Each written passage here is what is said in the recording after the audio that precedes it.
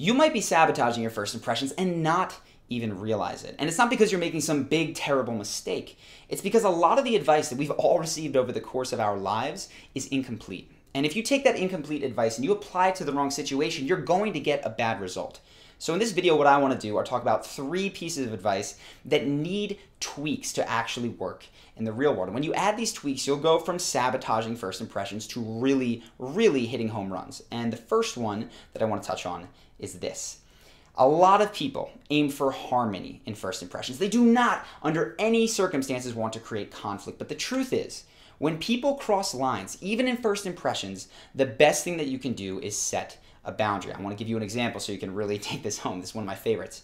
A friend of mine, a little ways back, was at a company, it was a finance company, and he was presenting to the head honcho boss. This guy's worth $100 million, flies around on private jets, and was generally an abuser. Like, he was verbally abusive to everybody in the office. So he's got this meeting, and he's pitching to him whether or not they should invest in a company that they gave him to research. And he gets around to the end, and he says, so, based on all my research, I think that this company is a pass. It's just too risky.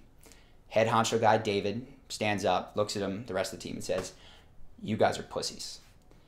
Everyone else there gets quiet because they've taken this kind of abuse before. But my friend is not used to this, right? He's never been treated like this. So he looks right back at the boss and says, David, where I come from, calling another man a pussy is the worst thing you could do. You would immediately start a fist fight.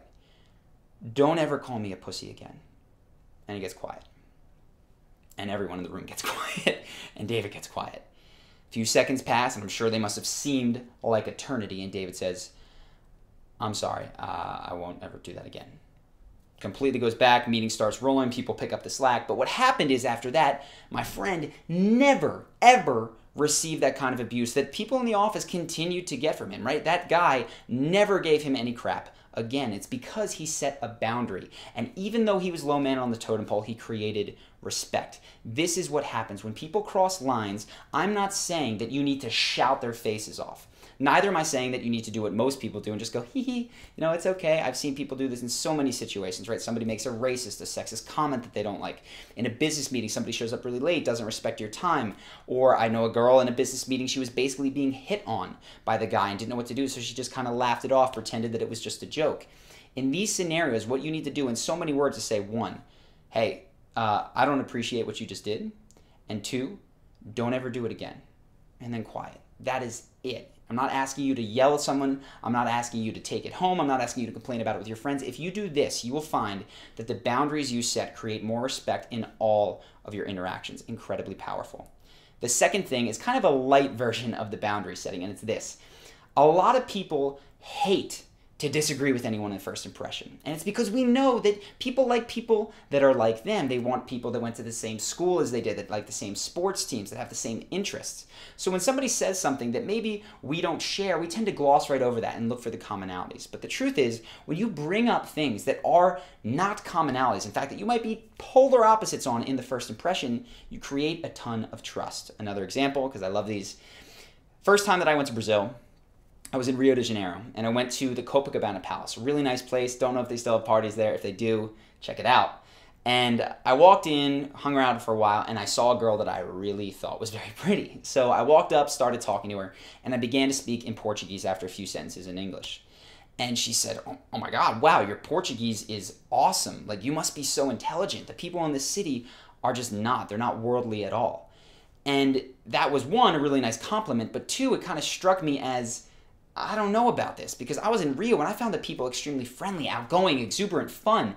And her sort of emphasis on these people are dumb was a bit of a turnoff to me. So I said, listen, first off, thank you very much for the compliment. My Portuguese is only good, not because I'm some sort of savant, but because I used to study Spanish. But I gotta say, for me, the most important thing about any individual is not that they've traveled to a bunch of countries or they're worldly or that they have a super high IQ. It's that they make the people around them feel good and that they're fun. And she said, yeah, but you know, fun is shallow. I would prefer a guy that was intelligent and worldly any day. And she kind of looked at me going, be that guy. And I was tempted to. I wanted to go, oh, you're right. You said I was this guy. You like this guy. Perfect. We're going to hit it off. But I had to continue to say, so, I mean, listen, I would take both, right? I want fun and intelligent. But when it comes down to it, the people that I connect with the best are the people that spread good vibes, the people that are happy and fun. And honestly, if they're not the sharpest, if they haven't traveled the world and they don't speak 6 languages, they just lived in their city and they have kind of an insular view, I don't really mind that. I just care that they're a good person. And we agreed to disagree, right? Right in that moment, she said, well, that's not how I am. And we continued to talk. But what happened was that a tremendous amount of trust was built between her and I, because I was willing to disagree with her and she was willing to disagree with me. And what wound up happening is that we did connect. I spent the rest of the week that I was there in Rio with her. She let me stay at her place when I got kicked out of my hostel and left me alone in her house while she went to work. And I do believe that a huge, huge, huge component of that trust that was built was because so early on, I was willing to say, listen, we might not be a match. We might not work out. And if we're not a match, that's totally fine, but I'm going to be transparent about it. When you let people know about the ways that you disagree with them, not shoving it down their throat, but just saying, hey, that's not how I am. We can totally agree to disagree. I'm not trying to convince you, but you should know that's not my feelings. People trust you so much more. So that's the second piece to making a really good first impression, is sometimes the things that you don't have in common can be just as important as the things that you do have in common.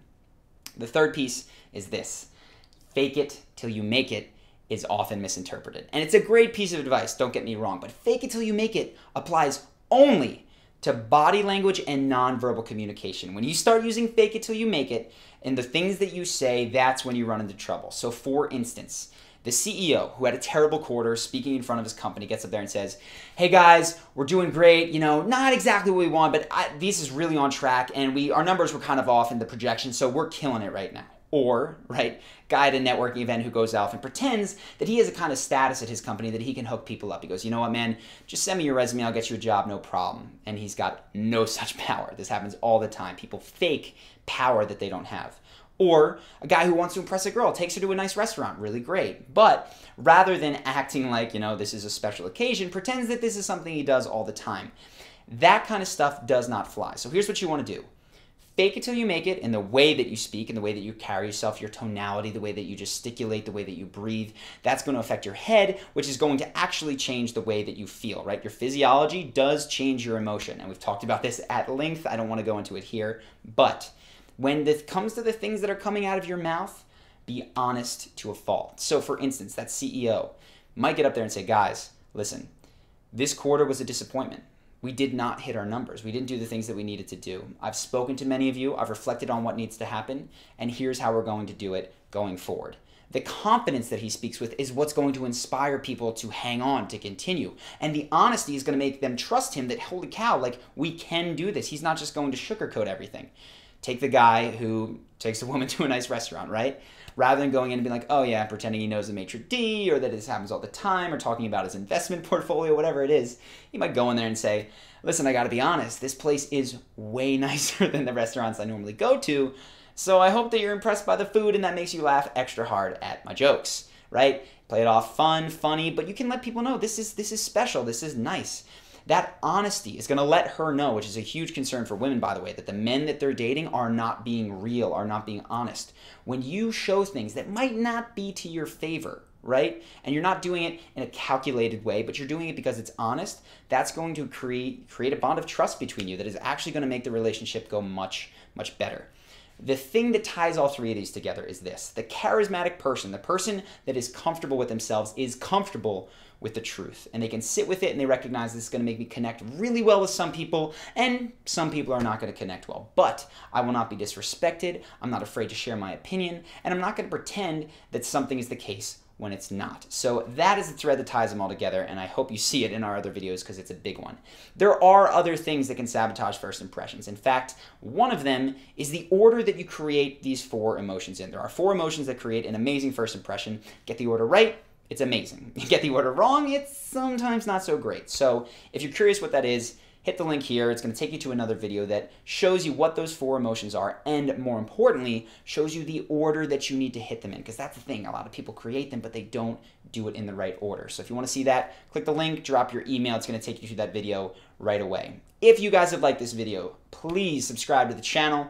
We're making more of these videos, at least one a week. It's going to show up on your homepage when we do it. You'll see my face, or you'll see a charisma breakdown. And sometimes we do people that are fictional characters like Tyrion Lannister, anyone from Game of Thrones. We did Muhammad Ali, maybe Arnold Schwarzenegger coming up. But we take these very charismatic people and break down exactly what they're doing so that we can learn from them. So those are some of my favorites. They take a long time, but should have one of those coming very soon. So if you want to see them, subscribe to the channel. And of course, any comments, any questions, drop them in the comment box below. They inspire a lot of these videos and a lot of the people that we do breakdowns of.